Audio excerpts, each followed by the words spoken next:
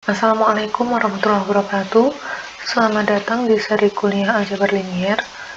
Materi pada video ini diambil dari buku aljabar linier karangan Wono Setiabudi dan Irawati. Kali ini kita akan membahas tentang lemma 3.2. Misalkan V dan W masing-masing adalah ruang vektor atas lapangan F dan T dari V ke W adalah pemetaan linier. Maka yang pertama, kernel T adalah subruang V. Kemudian yang kedua, peta T adalah subruang W. Oke, ini akan kita buktikan satu persatu. Yang pertama, kita mau membuktikan bahwa kernel dari T merupakan subruang dari V. Oke, kita tahu kernel T itu adalah himpunan X di V dengan syarat Tx-nya merupakan 0 di W. Kemudian kita ambil 0 di V, maka T0V sama dengan 0W. Ini berdasarkan teorema yang sudah kita bahas sebelumnya. Kemudian ini artinya 0V itu anggota kernel T berdasarkan definisi yang ini. Ini artinya kernel T tidak sama dengan himpunan kosong dan kernel T subhimpunan dari V. Kemudian ambil sembarang XY di kernel T, maka Tx sama dengan 0 di W dan Ty juga 0 di W. Karena T pemetaan linier, maka Tx plus Y bisa kita nyatakan sebagai Tx plus Ty. Tx itu adalah 0 di W, Ty adalah 0 juga di W. Maka 0 plus 0 sama dengan 0 di W. Karena Tx plus Y sama dengan 0 di W, berarti X plus Y anggota kernel T. Selanjutnya, ambil sembarang alfa di F, maka karena T pemetaan linier, T alfa X sama dengan alfa Tx. Kita tahu Tx itu adalah 0 di W, karena X-nya anggota kernel T, maka ini sama dengan alfa dikali 0 di W. Maka alfa dikali 0 adalah 0 di W.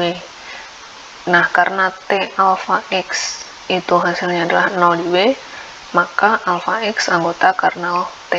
Nah, dari tiga syarat ini, yang ini, kemudian yang ini, dan yang ini berarti kernel T adalah sub ruang dari V. Berikutnya kita mau membuktikan bahwa peta T merupakan subruang dari W. Kita tahu definisi peta T adalah ini, himpunan Tx anggota W dengan syarat X-nya di V. Nah, yang pertama, ambil 0 anggota W, maka terdapat 0 anggota V sehingga T0V sama dengan 0W. Ini juga berdasarkan teorema sebelumnya. Nah, jadi 0W anggota peta T. Dan peta T berarti tidak sama dengan himpunan kosong. Kemudian peta T juga merupakan subhimpunan dari W. Kemudian yang kedua, ambil sembarang Y anggota peta T, berarti terdapat suatu X1 di V sedemikian hingga Y sama dengan Tx1. Begitu juga kita ambil sembarang Z anggota peta T, maka Z bisa dinyatakan sebagai Tx2 untuk suatu X2 di V.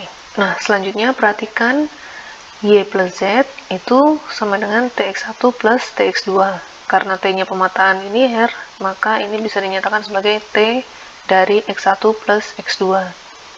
Nah, ini artinya terdapat X1 plus X2 di V sedemikian hingga Y plus Z bisa kita nyatakan sebagai Tx1 plus X2. Nah, ini artinya Y plus Z anggota peta dari T. Kemudian, ambil sembarang alfa anggota F, maka alfa Y sama dengan alfa dikali Tx1.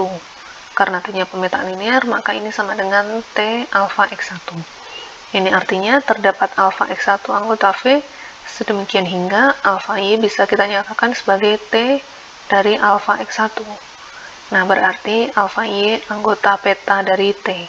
Dengan demikian, peta T merupakan subruang dari W.